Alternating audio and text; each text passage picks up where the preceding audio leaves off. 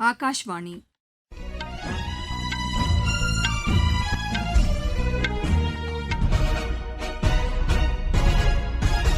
செய்திகள் வாசிப்பவர் லட்சுமி ராகவன். தலைப்புச் செய்திகள்.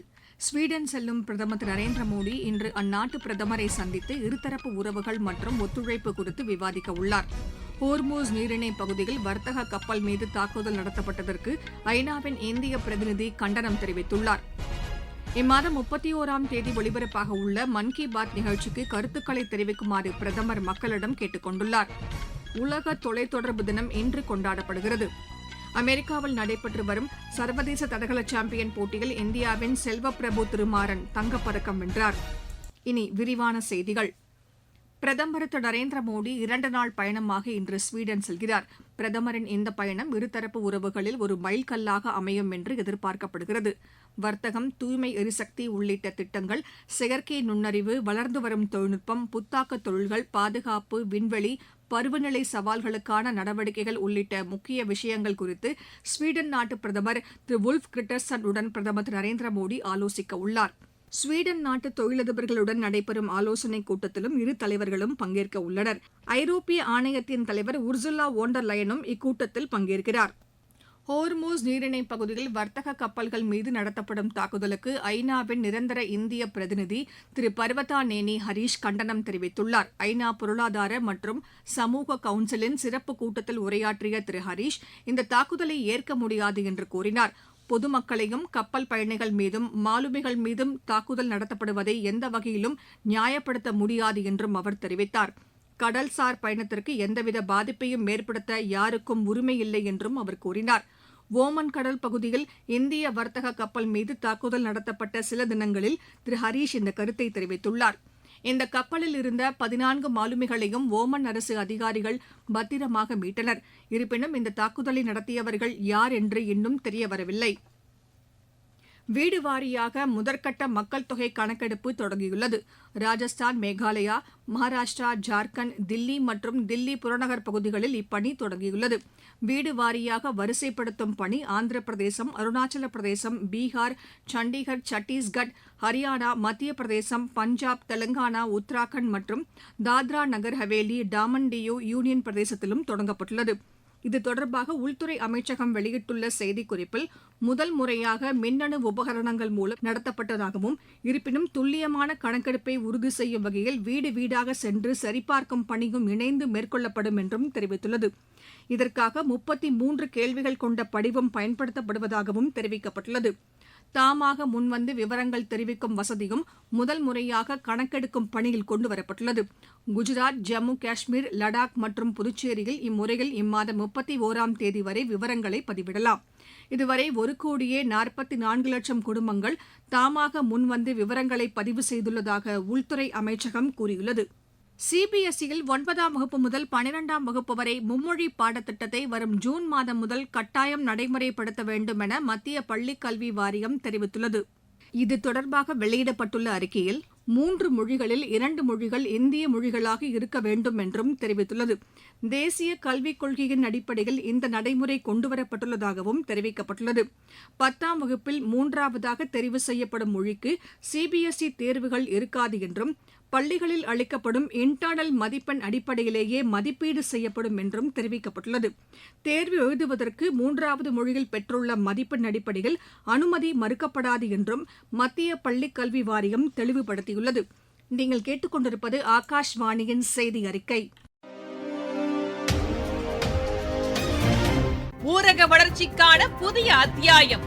வளர்ச்சியடைந்த இந்தியாவிற்கான ஊரக வேலைவாய்ப்பு உறுதி மற்றும் வாழ்வாதார சட்டம் ஜூலை மாதம் 1ஆம் தேதி முதல் செயல்பாட்டுக்கு வருகிறது.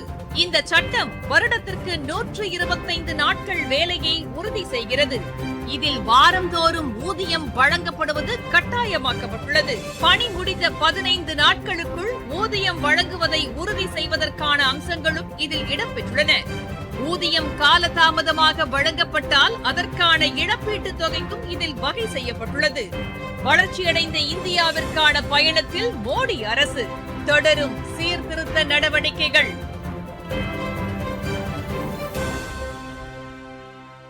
இம்மாதம் 31ஆம் தேதி ஒலிபரப்பாக உள்ள மன் கி பாத் நிகழ்ச்சிக்கு பிரதமர் திரு நரேந்திர மோடி பொதுமக்களிடமிருந்து கருத்துக்களை தெரிவிக்குமாறு கேட்டுக் கொண்டுள்ளார். தங்களது கருத்துக்களையும் ஆலோசனைகளையும் 1800117800 என்ற கட்டணமில்லா தொலைபேசி எண்ணில் தெரிவிக்கலாம். நரேந்திர மோடி செயலி மற்றும் மை கவ் செயலி மூலமாகவும் கருத்துக்களை பதிவிடலாம். 1922 என்ற எண்ணிற்கு மிஸ்டு கால் கொடுத்து பெறப்படும் SMS மூலமாகவும் கருத்துக்களை பதிவிடலாம். பிரதமர் பங்கேற்கும் 134வது மன் கி பாத் நிகழ்ச்சிக்கு இம்மாதம் 29ஆம் தேதி வரை பொதுமக்களிடமிருந்து கருத்துக்களும் ஆலோசனைகளும் பெற்றுக் கொள்ளப்படும் என்றும் தெரிவிக்கப்பட்டுள்ளது. உலக தொலைத்தொடர்பு தினம் இன்று கொண்டாடப்படுகிறது. 1985ஆம் ஆண்டு பாரிஸில் சர்வதேச தொலைத்தொடர்பு சங்கம் தொடங்கப்பட்ட நாள் ஒவ்வொரு ஆண்டும் உலக தொலைத்தொடர்பு தினமாக கொண்டாடப்பட்டு வருகிறது. தகவல் தொடர்பு கட்டமைப்பை பயன்படுத்தி சமுதாய விழிப்புணர்வை ஏற்படுத்தும் நோக்கில் இந்த நாள் கொண்டாடப்படுகிறது. பல்வேறு தரப்பு மக்களையும் நாடுகளையும் மின்னணு கட்டமைப்பில் இணைக்கும் நாளாகவும் இது திகழ்கிறது. அரசுகள், தொழில் நிறுவனங்கள், மக்கள் என அனைத்து தரப்பு மக்களுக்கும் பாலமாக தொலைத்தொடர்பு கட்டமைப்பு விளங்குகிறது. டிஜிட்டல் இணைப்பு உலகளாவிய தொடர்பை வலுப்படுத்துகிறது என்பது இந்த ஆண்டின் உலக தொலைத்தொடர்பு தின கருப்பொருளாக அறிவிக்கப்பட்டுள்ளது. உலக உயர் ரத்த அழுத்த தினம் இன்று உலகம் முழுவதும் கடைபிடிக்கப்படுகிறது.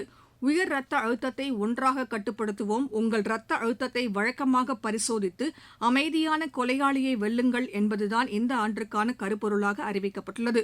உயர் ரத்த அழுத்தம் குறித்த விழிப்புணர்வை மக்களிடையே ஏற்படுத்த வேண்டியது அவசியம் என்று தாய் சேய் நல மருத்துவர் டாக்டர் சித்ரா எமது செய்திப்பிரிவுக்கு அளித்த பேட்டியில் கூறினார். ஹை பிபினாலே ஹைப்பர் டென்ஷன் அப்படின்றது சொல்லலாம். இந்த ஹைப்பர் டென்ஷன் ஒரு சைலண்ட் கில்லர். இது என்ன பண்ணும் அப்படின்னா, நம்மளை உடம்புல சில பாதிப்புகள் நம்மளோட ஹார்ட்டுக்கு, நம்ம பிரெயினுக்கு, நம்ம கிட்னிக்கு, நம்ம பிளட் வெசல்ஸ்க்கு உண்டாக்கும். இதை நம்ம பார்க்காம போயிட்டோம் அப்படின்னா சீரியஸ் ப்ராப்ளம், ஹார்ட் அட்டாக்கோ இல்லை ஸ்ட்ரோக்கோ இல்லை கிட்னி ஃபெயிலியரோ இல்லை விஷன் லாஸ், கண் பார்வை இழக்கிறதுக்கு வாய்ப்புகள் ரொம்ப ஜாஸ்தி. சால்ட் ரொம்ப கம்மி பண்ணிக்கலாம் நம்மளோட தினம் எடுக்கிற சாப்பாட்டில். நிறைய ஃப்ரூட்ஸ், நிறைய வெஜிடபிள்ஸ் எடுத்துக்கிறது ரொம்ப நல்லது. Especially home cooked food is one of the best thing. Every day ஒரு 30 நிமிஷம் ரெகுலராக walking also will help. Weight கொஞ்சம் அதிகமாகாமையும் நம்ம பார்த்துக்கணும். அதே மாதிரி ஸ்பெசிஃபிக்காக ஸ்மோக்கிங்கும் ஆல்கஹால் கன்சம்ஷன் எல்லாமே கொஞ்சம் குறைச்சிட்டா ரொம்ப ரொம்ப நல்லது. திருப்பதி இந்திய தொழில்நுட்ப கழகத்தில் ஒரே பாரதம் உன்னத பாரதம் என்ற பெயரில் இளையோர் சங்கமம் நிகழ்ச்சி தொடங்கியது. இதனை மாவட்ட ஆட்சியர் திரு எஸ் வெங்கடேஸ்வர் தொடங்கி வைத்தார். இந்த நிகழ்ச்சியில் பேசிய திருப்பதி IIT இயக்குநர் பேராசிரியர் KN சத்யநாராயணா, பல்வேறு பகுதிகளைச் சேர்ந்த மாணவர்கள் ஒருவருக்கொருவர் கலந்துரையாடவும், நாட்டின் கலாச்சார பன்முகத்தன்மை மற்றும் பாரம்பரியத்தை புரிந்து கொள்ளவும் இந்நிகழ்ச்சி ஒரு நல்ல வாய்ப்பை வழங்குகிறது என்று கூறினார். மத்திய கல்வி அமைச்சகம் ஏற்பாடு செய்துள்ள இந்த 10 நாள் நிகழ்ச்சி இம்மாதம் 27ஆம் தேதி வரை நடைபெறவுள்ளது. மாணவர்களிடையே கலாச்சார பரிமாற்றம், அறிவுசார் வளர்ச்சி மற்றும் தேசிய ஒருமைப்பாட்டை வளர்ப்பதே இதன் முக்கிய நோக்கமாகும். இந்த திட்டத்தில் புனேவில் உள்ள பல்வேறு கல்லூரிகளைச் சேர்ந்த மாணவர்கள் பங்கேற்றுள்ளனர். இந்த முயற்சியின் ஒரு பகுதியாக அவர்கள் ஆந்திர பிரதேசத்தில் உள்ள கோவில்கள், வரலாற்று சிறப்புமிக்க இடங்கள் மற்றும் முக்கியமான வளர்ச்சி மையங்களுக்கு சென்று இந்திய கலாச்சாரம், பாரம்பரியங்கள் மற்றும் பல்வேறு துறைகளில் மாநிலத்தின் வளர்ச்சி குறித்து தெரிந்து கொள்ள உள்ளனர். மத்திய பிரதேச மாநிலம் ரத்லாமில் இன்று காலை ஒரு பெரிய ரயில் விபத்து தவிர்க்கப்பட்டது. திருவனந்தபுரம் ஹஸ்ரத் நிசாமுதீன் ராஜதானி எக்ஸ்பிரஸ் ரயிலின் B1 பெட்டியில் திடீரென தீ விபத்து ஏற்பட்டது. கோட்டா ரயில்வே கோட்டத்திற்கு உட்பட்ட லூனி ரீச்சா, விக்ரம்கர் ஆலூட் நிலையங்களுக்கு இடையே அதிகாலை இந்த சம்பவம் நடந்துள்ளது. இந்த விபத்தில் யாருக்கும் எந்த பாதிப்பும் ஏற்படவில்லை என்று ரத்லாம் ரயில்வே கோட்ட மக்கள் தொடர்பு அலுவலர் திரு முகேஷ் குமார் தெரிவித்துள்ளார். ரயில்வே அதிகாரிகள் உடனடியாக செயல்பட்டு மின்சார இணைப்பை துண்டித்தனர். தீப்பிடித்த B1 பெட்டி ரயிலிலிருந்து தனியாக பிரிக்கப்பட்டது. இந்த பெட்டியில் இருந்த பயணிகள் அனைவரும் பாதுகாப்பாக வெளியேற்றப்பட்டனர். தீ விபத்து ஏற்பட்டதற்கான காரணம் குறித்து விசாரணை மேற்கொள்ளப்பட்டு வருகிறது. காங்கோவின் கிழக்கு மாகாணமான இட்டூரியில் புதிதாக பரவத் தொடங்கியுள்ள எபோலா நோய் புண்டி போஜோ வகையை சேர்ந்தது என்றும் அது அதிக உயிரிழப்பை ஏற்படுத்தக்கூடியது மற்றும் வேகமாக பரவக்கூடியது என்றும் காங்கோ நாடு எச்சரித்துள்ளது.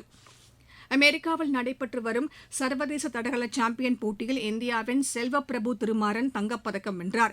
இப்போட்டியின் ட்ரிபிள் ஜம்ப் பிரிவில் அவர் 17.19 மீட்டர் தூரத்தை தாண்டி அவர் இந்த சாதனையை படைத்துள்ளார். மீண்டும் தலைப்புச் செய்திகள். ஸ்வீடன் செல்லும் பிரதமர் திரு நரேந்திர மோடி இன்று அந்நாட்டு பிரதமரை சந்தித்து இருதரப்பு உறவுகள் மற்றும் ஒத்துழைப்பு குறித்து விவாதிக்க உள்ளார். ஹோர்மூஸ் நீரிணைப் பகுதியில் வர்த்தக கப்பல் மீது தாக்குதல் நடத்தப்படுவதற்கு ஐநாவின் இந்திய பிரதிநிதி கண்டனம் தெரிவித்துள்ளார். இம்மாதம் 31ஆம் தேதி ஒலிபரப்பாக உள்ள மன் கி பாத் நிகழ்ச்சிக்கு கருத்துக்களை தெரிவிக்குமாறு பிரதமர் மக்களிடம் கேட்டுக் கொண்டுள்ளார். உலக தொலைத்தொடர்பு தினம் இன்று கொண்டாடப்படுகிறது. அமெரிக்காவில் நடைபெற்று வரும் சர்வதேச தடகள சாம்பியன் போட்டியில் இந்தியாவின் செல்வப்பிரபு திருமாறன் தங்கப்பதக்கம் வென்றார். இத்துடன் இந்த செய்தி அறிக்கை நிறைவு பெற்றது.